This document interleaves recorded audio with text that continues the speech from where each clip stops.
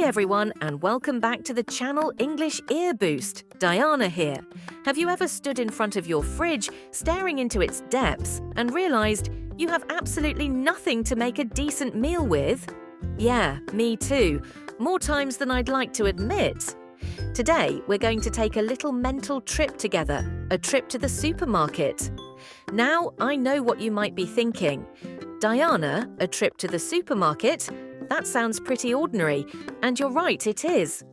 But think about it for a second. A seemingly simple task like grocery shopping is actually packed with opportunities to learn and use English in real-life situations. So, grab your imaginary shopping cart and let's dive in. Our journey begins as we walk through those automatic doors. What's the first thing that usually hits you? That's right, the atmosphere. You might hear the gentle hum of refrigerators, the chatter of other shoppers, maybe some background music, and of course you'll see a vibrant display of colours from all the different products. Let's imagine we need to buy some fresh produce. We head over to the produce section. Here you'll find fruits and vegetables. Take a look around. What do you see? Maybe bright red tomatoes, crisp green lettuce, juicy oranges, and bunches of sweet bananas. Notice how they're often arranged, perhaps in neat piles or colourful displays to catch your eye. As we browse, we might need to ask for something. For example, you might want to know if the avocados are ripe. You could say, "Excuse me, are these avocados ripe?" Or if you're looking for a specific type of apple, you could ask, "Do you have any Honeycrisp apples?" The person working there, a store employee or assistant, might reply with something like, "Yes, we do, they're right over here," or "These are ripe and ready to eat." Next on our list, let's say we need some dairy products. We'll head over to the dairy aisle. Here you'll find things like milk, cheese, yogurt, and butter. You might see different types of milk: whole milk, skim milk, almond milk, soy milk. Notice the different packaging and sizes. You might see a carton of milk or a tub of yogurt. Let's say you're trying a new recipe that calls for a specific type of cheese, like Parmesan cheese. You might need to look for the cheese counter, where they often have a wider selection and might even offer samples.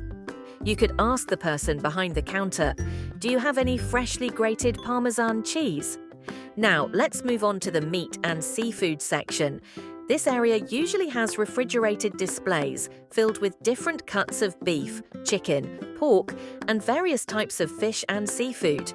You might see steaks, chicken breasts, ground beef, salmon fillets, and shrimp. If you're buying meat, you might need to specify how much you want. For example, you could say to the butcher, "Can I have about half a kilo of chicken breasts, please?" Or if you're buying fish, you might ask, "Is this salmon fresh?"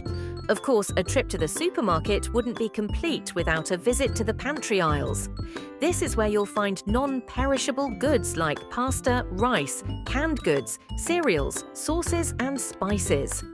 The shelves here can seem endless. You might be looking for a specific brand of tomato sauce. You'd scan the shelves, reading the labels until you find what you need. Sometimes you might see items on sale or with special offers.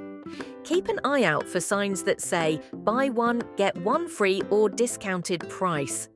As we fill our imaginary shopping cart, we might encounter other shoppers. You might hear phrases like, "Excuse me, could I just squeeze past?" or "Oh, sorry." These are common polite phrases used in a busy environment. Finally, it's time to head to the checkout. You'll see different checkout lanes. Some might be express lanes for people with only a few items. You'll wait in line, and when it's your turn, the cashier will scan your items. They might ask, "Do you have a loyalty card?" or "Would you like a bag?" You'll then pay, perhaps by credit card, debit card, or cash. The cashier will give you your receipt, and you're all set.